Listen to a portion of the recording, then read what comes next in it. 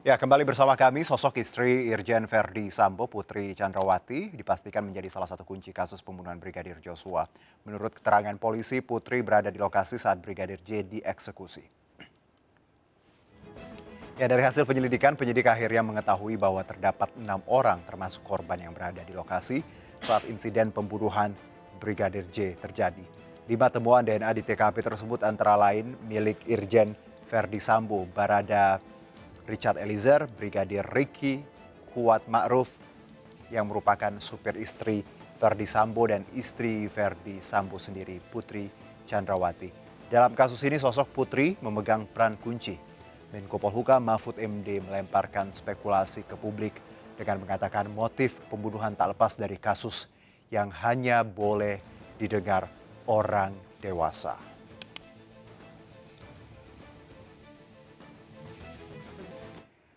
Sementara itu Lembaga Perlindungan Saksi dan Korban menyebut istri Verdi Sambo, Putri Chandrawati, tidak membutuhkan perlindungan.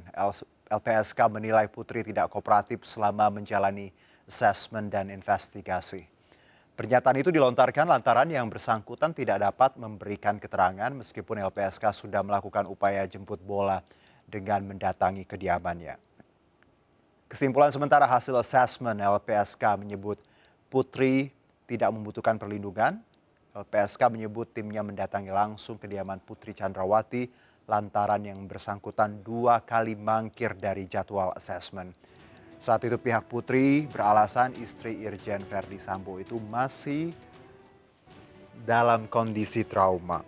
Namun kehadiran Putri di Makobrimob pada 7 Agustus lalu memunculkan tanda tanya tersendiri bagi LPSK. Setelah tak kunjung mendapat kemajuan dari pemeriksaan Putri, LPSK menyatakan hasil asesmen istri Verdi Sambo akan diumumkan pekan depan.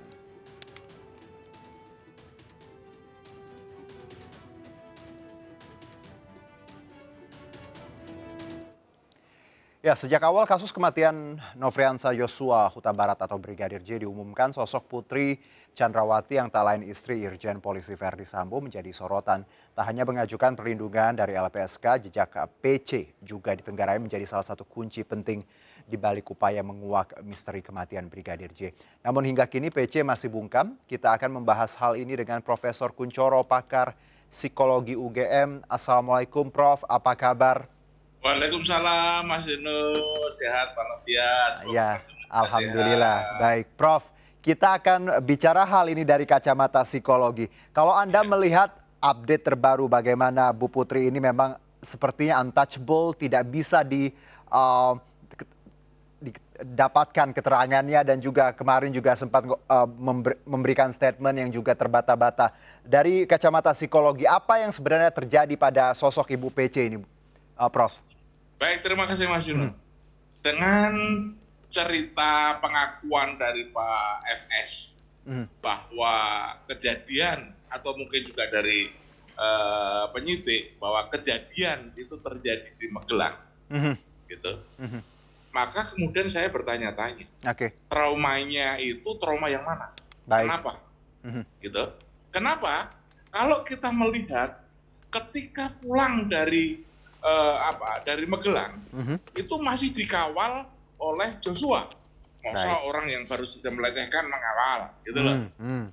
Itu satu pertanyaan. Oke. Yang kedua, ketika mulai datang turun di dari Magelang, pakai legging hitam, baju kehijau-hijauan, Mhm, dia mhm. masih bolak-balik dan kemudian ganti pakai celana pendek, tidak Oke. menunjukkan wajah-wajah kalau dia itu melalui trauma. Baik. Kalau traumanya kenapa? Gitu. Mhm. Nah, tapi kemudian yang terjadi bahkan kemudian setelah kejadian peristiwa, hari berikutnya dia bisa melapor ke Polda atau Barreskrim. Mhm. Itu juga buat saya aneh. Oke. Nah, saya kok sekarang mencoba untuk memahami Baik. kondisi dari Bu Putri. PC, Aha. ya. Kondisinya yang pertama adalah beliau itu kehilangan 2 orang yang mereka cintai, mereka sayangi, yang dekat dengan mereka. Mhm. Jangan selalu dikatakan bahwa mencintai ini kemudian sosialnya negatif, Baik. gitu ya. Mhm. Dengan suaminya, Mhm. yang sekarang dia harus ditahan berpisah. Oke. Yang kedua dengan Joshua, Joshua itu dan pernyataan yang kamu adalah pengawalku yang baik. Dia kehilangan dua itu. Yang kedua adalah kalau melihat skenario tadi yang di sana tadi, kalau dia ada pelecehan yang tidak perlu dikatakan, pelecehan yang mana? Kok ini jalan seperti ini? Baik. Artinya ada kemungkinan bahwa beliau tidak mampu mengungkapkan apa yang ada dalam isinya. Baik. Oke. Yang ketiga, masih ada lagi, satu lagi yang Baik. ada empat lagi. Yang ketiga adalah dia menatap masa depan itu akan seperti apa. Anak-anaknya akan seperti apa. Itu beban yang buat dia kalau menurut saya menjadi luar biasa. Dan ini patut kita pahami kondisi beliau. Tetapi bukan karena pelecehan. Oke. Jadi kalau dari 3 item yang Anda sebutkan tadi Prof ya, Magelang ya, kehilangan suami dan orang dekat tadi dan juga pertimbangan masa depan, bisa disimpulkan kecil kemungkinan terkait pelecehan, seperti itu? Iya, Oke. kalau pelecehan itu terjadi dampak dari Oke. pulang dari Magelang itu Baik. sudah kelihatan sekali. Baik, Prof, kalau bicara bungkam, diam, tidak memberikan keterangan, apakah ini karena pressure yang begitu kuat, tekanan yang kuat, atau malah di balik trauma ini dijadikan kambing hitam untuk tadi tidak mengungkapkan fakta? Kalau dari tanggapan Anda, apa yang sebenarnya yang menjadi tekanan untuk seorang PC tidak bisa mengungkapkan apa yang harusnya beliau ungkapkan sebagai salah satu saksi kunci? Semakin mundur, itu kan persoalannya ini adalah persoalan strategi dan lobby. Baik. Gitu loh. Ini kestrategian lobby, bagaimana win-win solution itu bisa dicapai. Nah ketika kalau misalnya semakin cepat, semakin sekarang bubar. Contoh yang sangat sederhana adalah pembela Ebenezer yang kemudian dikeluarkan. Itu karena dia terlalu mengumumkan data terlalu cepat sehingga belum disiapkan sudah keluar. Gitu loh. Oke.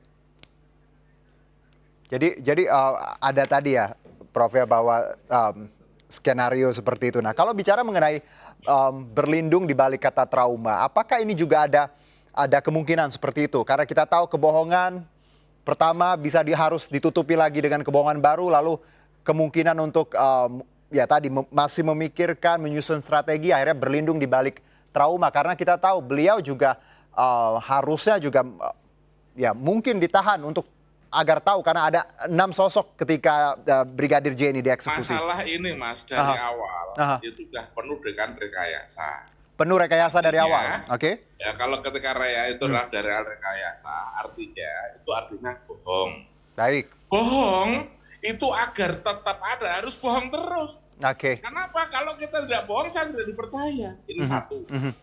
Yang kedua, isu trauma. Oke. Trauma itu sama dengan memar. Baik. Memar ada memar fisik.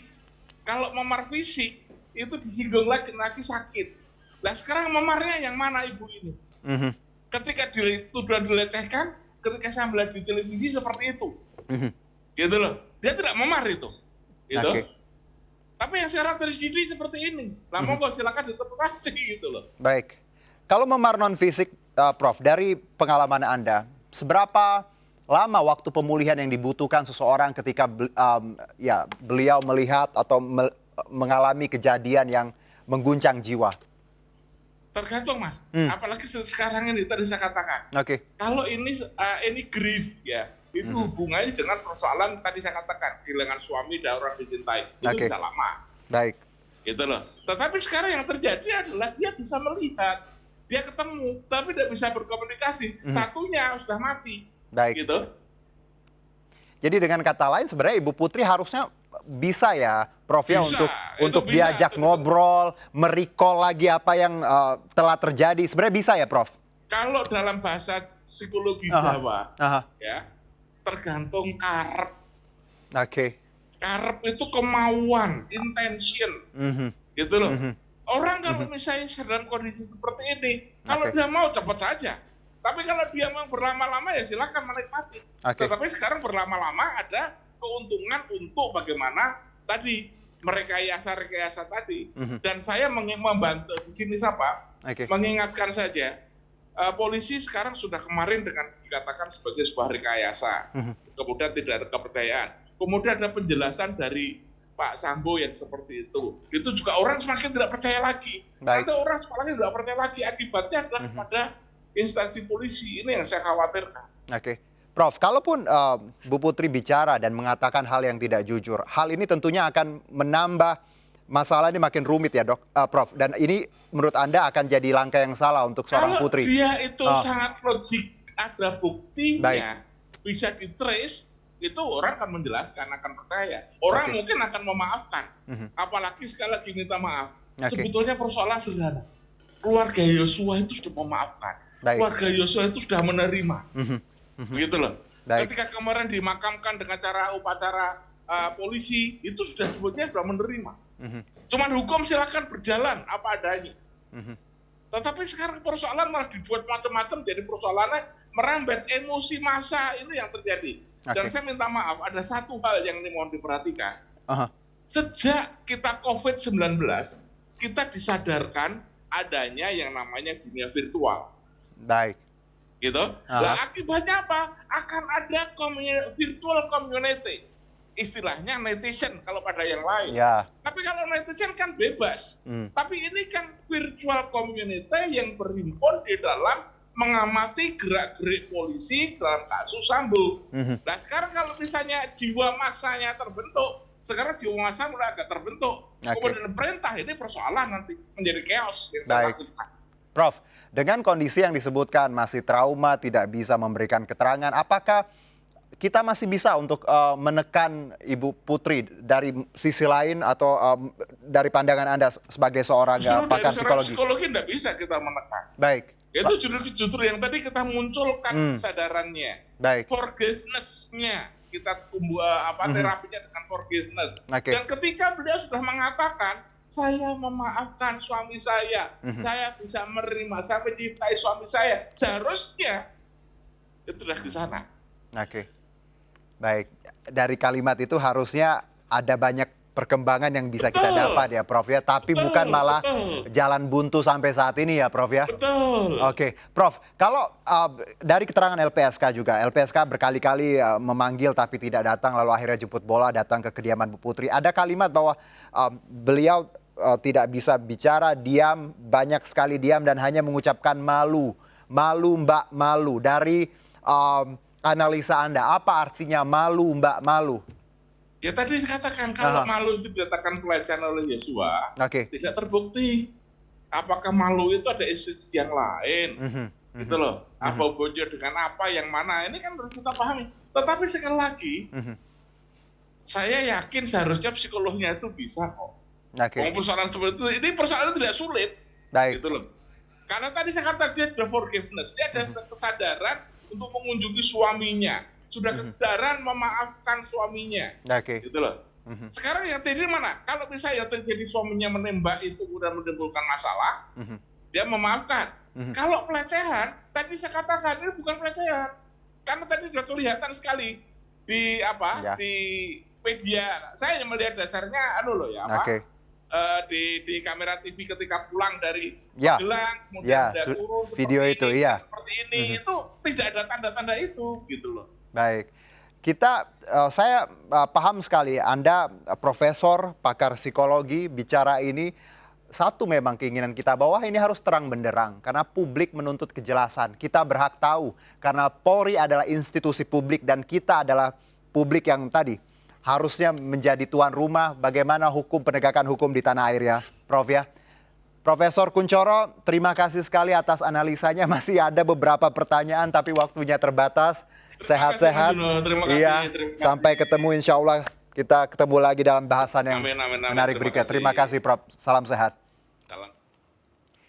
Ya, istri Brigjen Hendra Kurniawan, Sealisha mencurahkan kekecewaannya terhadap Irjen Verdi Sambo yang membuat skenario palsu pembunuhan Brigadir J. Seali tidak terima suaminya tertipu skenario Sambo yang berujung penahanan di Makobrimob. Dalam unggahan Instastory di akun @Sealisha, istri Kepala Biro Pengamanan Internal Divisi Profesi dan Pengamanan, Brigjen Hendra Kurniawan, meluapkan kekesalannya atas dampak skenario pembunuhan palsu yang dirancang tersangka Irjen Verdi Sambo. Seali menuturkan suaminya tidak tahu menahu skenario pembunuhan tersebut dan hanya menjalankan perintah Sambo. Hendra dan dirinya baru mengetahui bahwa Sambo berbohong melalui pemberitaan di media. Curahan hati tersebut diungkapkannya sebagai bentuk protes yang mewakili ibu-ibu Bayangkara yang suaminya terseret kasus Sambo. Diketahui Brigjen Hendra Kurniawan ditahan di Makobrimob Depok dan Brigjen Hendra merupakan salah satu dari 31 polisi yang melanggar kode etik.